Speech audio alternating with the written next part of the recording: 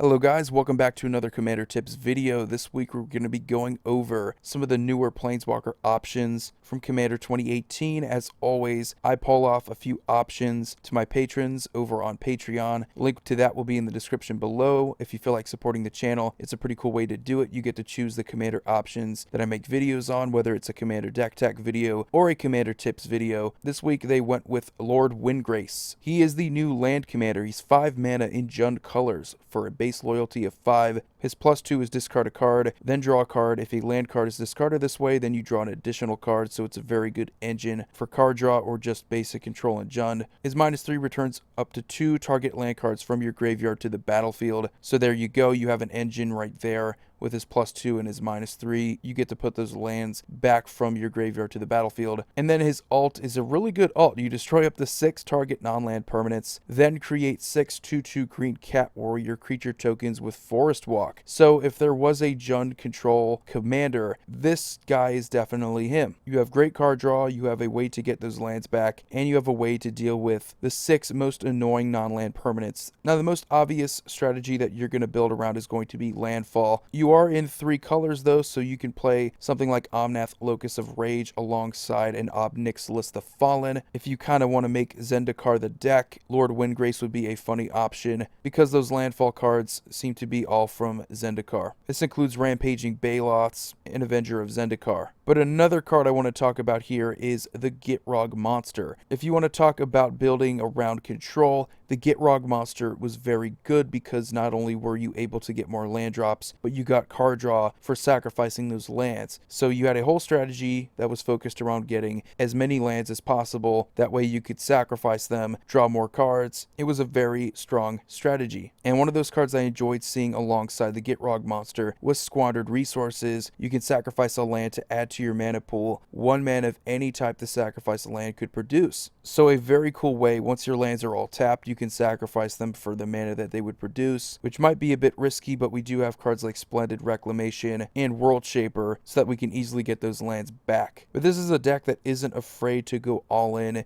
and just get rid of all of our lands using something like Escape Shift either. So it's kind of cool that they just reprinted this. We do have a land themed commander in Lord Windgrace, so having both Crucible of Worlds in addition to this as reprints in M19 was fortunate enough for us. So I'm seeing already a very cool way to play control with this commander. You're already in black and green, so you have decent control colors. You can also play red for the Omnath Locus of Rage, but you could also play it for Borborygmos Enraged. He's another land-based commander where you could just ditch land cards from your hand in order to deal 3 damage to a target creature or player. This will probably say to any target really soon if they ever reprint this guy, which is another cool thing. You can also do it to Planeswalkers. He's going to deal combat damage to a player. You're going to reveal the top 3 cards of your library. You're going to put all land cards revealed this way into your hand and the rest into your graveyard. So he's an awesome engine. He just fills your hand up with more lands. Very powerful. So massive creatures, just good fundamental control-based creatures are going to be good with this deck.